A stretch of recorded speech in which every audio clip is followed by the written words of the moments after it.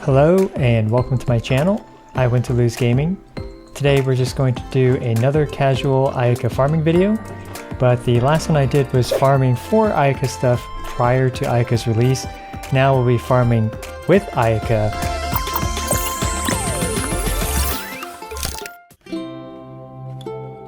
And we're actually going to be farming stuff for Yoimiya's release.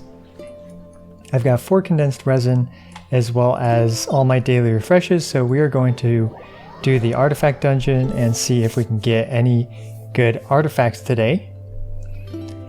And this is the team that I'll be using for this farming, and I'll show my Ayaka's build really quick. She has, she's pretty whaled out, but there are similar strategies you can do to the one I'm doing. Even with a much less whaled Ayaka, I was doing a similar strategy with a Constellation 0 Ayaka, with the R5 Amenoma Kageuchi. I always forget the name of that, so it is. I actually got it right this time. Cool. Perfect. Okay, so anyway, we're gonna go and do this dungeon. Hopefully I remember the strategy that I've been using. Might actually be able to spend a perfect 500 resin as well instead of the 480 resin that I was originally planning to, thanks to the 20 resin that I currently have. Anyway, the strategy is pretty simple. You just buffer up Bennett's Burst, then you use Venti's Burst to suck up the slimes that will appear, Ayaka's Burst, and everything's dead. So this strategy is also pretty much 100% repeatable unless I mess up. I've actually had a couple times where the, the Electro Lava Churl kind of shifts to the left a bit, which is very unfortunate. That wastes a couple seconds of my life instead of having this very nice and satisfying setup. And then I also had a streak where I messed the strategy up like 5 times in a row and I just wasn't sure what was going on. One thing I really like about this artifact dungeon is just how fast it is, right? Like, we're talking 22-second from spawn point to clear, plus another, I guess, 10 seconds for the loading screen. So that's probably, I don't know, I'd actually have to time it, but maybe about 30 to 40 seconds per run. And this allows me to blitz through all my resin very quickly, because to be honest, I actually feel like we have too much stuff to do in Genshin Impact right now. Like, there's all the new weapon materials like the amethyst and all that stuff to farm. There's the crystals to farm from the first part of the game. There's all the new ascension materials like the Naku weeds and whatever else, like those funky flowers. There's just so much stuff to farm right now and I can't even keep up with it at all. I just barely finished the story yesterday, so kind of goes to show like how far behind I am. And I actually play this game a lot too, right? Not surprising given that I make a lot of videos on this game. So it is definitely a blessing in disguise to me for this to be so quick.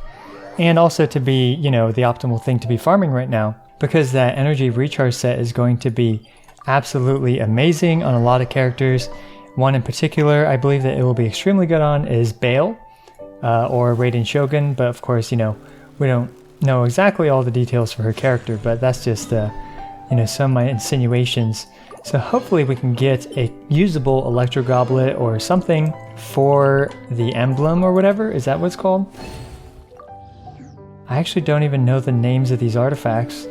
They're so new that I just... yeah, I honestly don't know the names of them. Anyway, one interesting thing about Ayaka that's a really nice buff to Ayaka is here if we have this NPC. No, okay, these ones don't react. And I am stuck. Okay, this NPC. Look at that. He claps for you instead of the usual, "Oh god, please don't kill me" thing that they do. Okay, we got our applause. Let's go back to farming the artifact dungeon. And I will also enhance these artifacts after we're done spending all of our resin. So we're going to see if we get anything good. My guess is that we will not be getting anything good. And I've actually been very unlucky with this artifact dungeon compared to my usual luck with the other artifact dungeons. I do have a usable set for the energy recharge set already. but none for the other one, the one that increases your basic attacks and charge attacks or whatever by 50%, right? So I don't have a usable set of that yet. Which is also unfortunately an extremely good set for the upcoming character Yoimiya, so I'd feel pretty bad if I don't have a usable set for her to actually showcase. But, you know, we'll see. We'll see if I get pretty lucky over the next couple days to actually get something. And looks like that normal attack wit, so this run may not go according to plan. And yeah, unfortunately the Electro Lava Troll did take a little bit longer to die, I believe. But I don't really think it mattered in the end. It was still 22 seconds. Whoa, did you see that? I got 4 5-star artifacts. That's looking to be a good sign. A good sign. And yeah, let me know how this dungeon farming goes for you guys. Whether you've gotten any really good set pieces for these 2 artifact sets yet. Me, I personally always dread farming new artifacts because you're absolutely gated by artifact RNG a lot of the times, but of course, you know, law of large numbers usually wins out and you'll get some pretty good artifacts the more that you do it, right? But still, it's kind of that anxiety of it not being guaranteed that, you know, is a bit unpleasant to kind of have that feeling stick with you. But hopefully this isn't getting too repetitive for you guys. I know, you know, doing the same strategy over and over is a little repetitive, and for some reason the more that I do this dungeon consecutively, the worse I get at the strategy. So probably by the end, the last few of these runs, Ayaka's burst isn't even going to kill like the Lava Troll or the Electro Abyss Mage. Maybe it's just the fatigue setting in or something. So we'll see.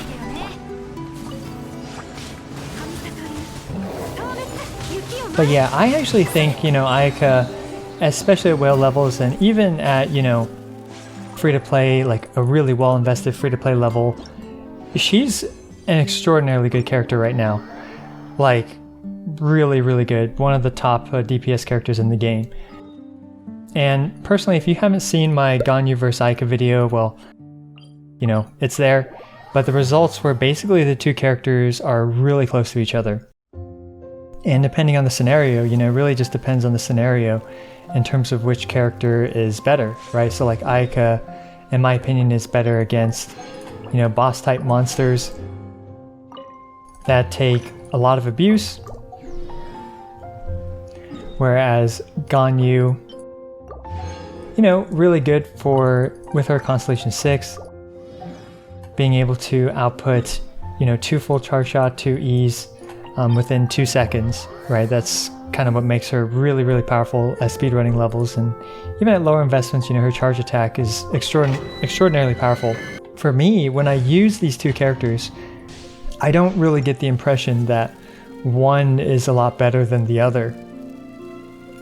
And I personally think they're both essentially equally good, right? Like, I wouldn't be able to tell you which one I think is actually better between the 2, because they're just situationally better than each other. So anyway, that rant aside of Ayaka compared to Ganyu, we're going to continue to farm this dungeon. We've got 3 more runs after this one, and then we'll take a look at the hot garbage that I've likely gotten today.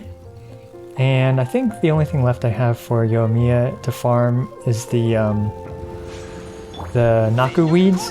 And I'm not sure if I'm the only one who feels this way, but I find the Naku weeds really difficult. Uh-oh, this is not going to be a good run. Okay, good. We caught the Electro Lava Troll in time. And that's actually one reason why I like having Jean. You know, she's good cleanup, and she provides that movement speed bonus, because the 4th team member really isn't going to contribute anything else. So adding that movement speed bonus time when it comes to completing this dungeon, because obviously you're getting from point A to point B much quicker, about 15% quicker than, you know, if you didn't have Jean with you. So yeah, I think last time I accidentally started the dungeon with Venti instead of Ayaka, and we saw the devastating effects that had on my clear time, and sometimes RNG will just get Ayaka stuck on a pebble or something. You know, the biggest counter to Ayaka is actually a rock on the ground, because then that just completely immobilizes her. I really wish MiHoYo would do something about that. That's to me, that seems like a pretty simple thing to do, but I guess, you know, however they coded it must make it difficult to address, because otherwise they probably would have addressed it by now.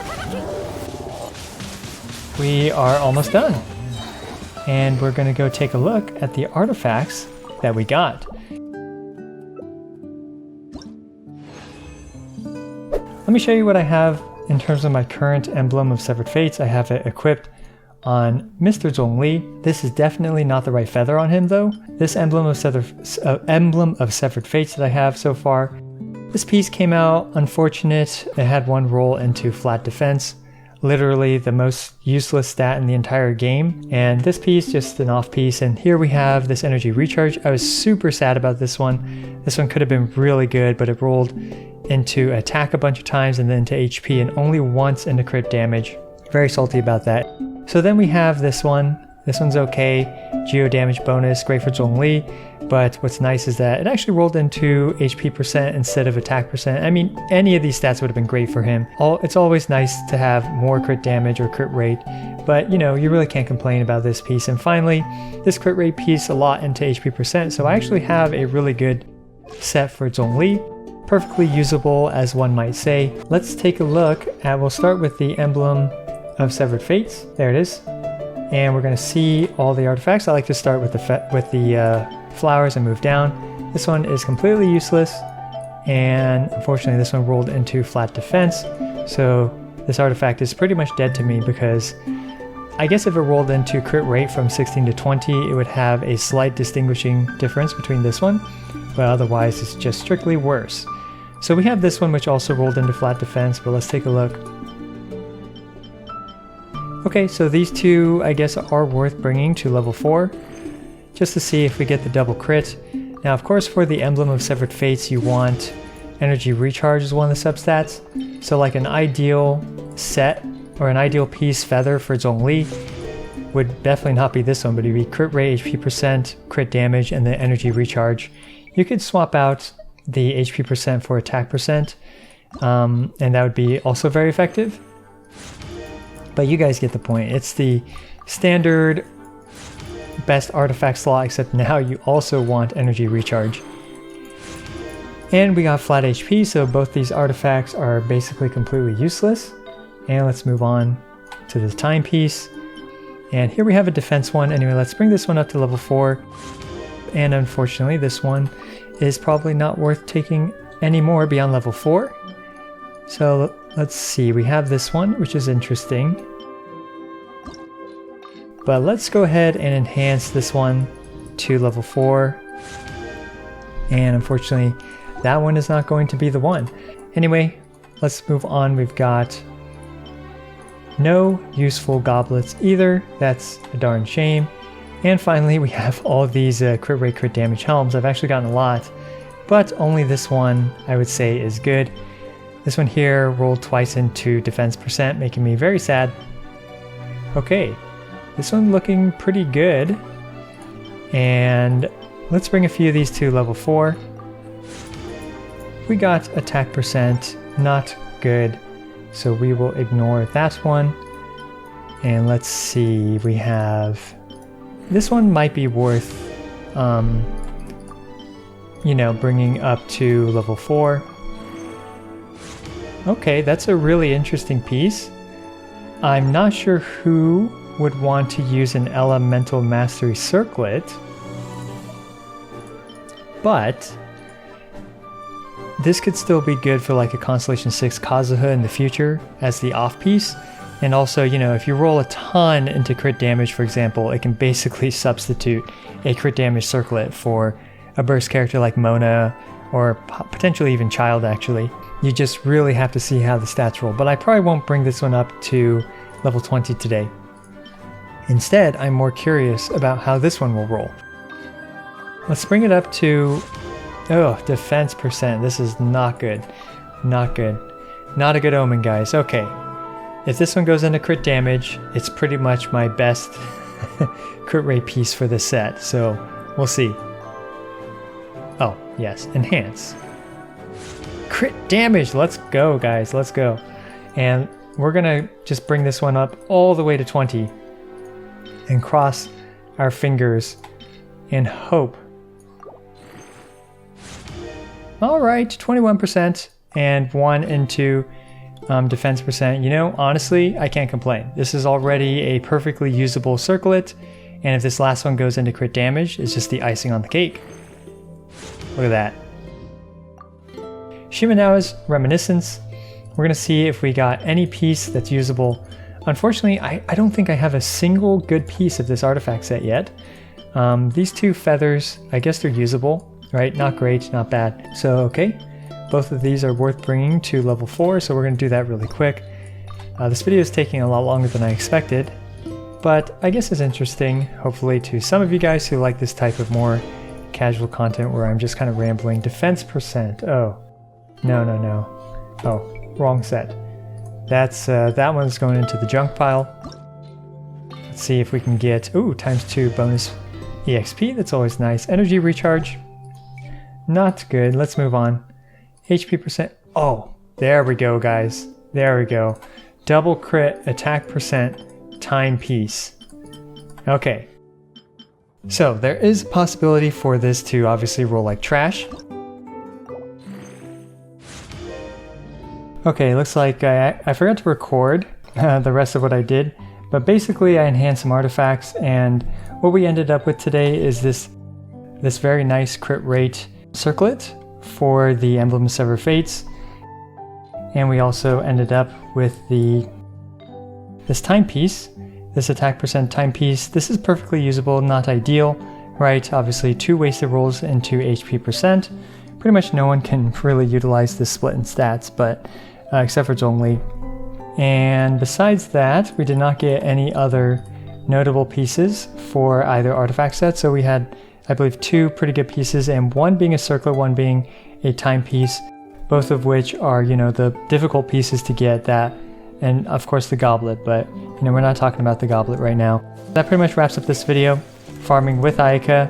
Ayaka, extraordinarily good character. That burst is just absolute madness in terms of how much damage it does. And let me know what you guys think about the results of this farming session, as well as this style of video. As always, I appreciate every single one of you. This is I Went to Lose, signing out.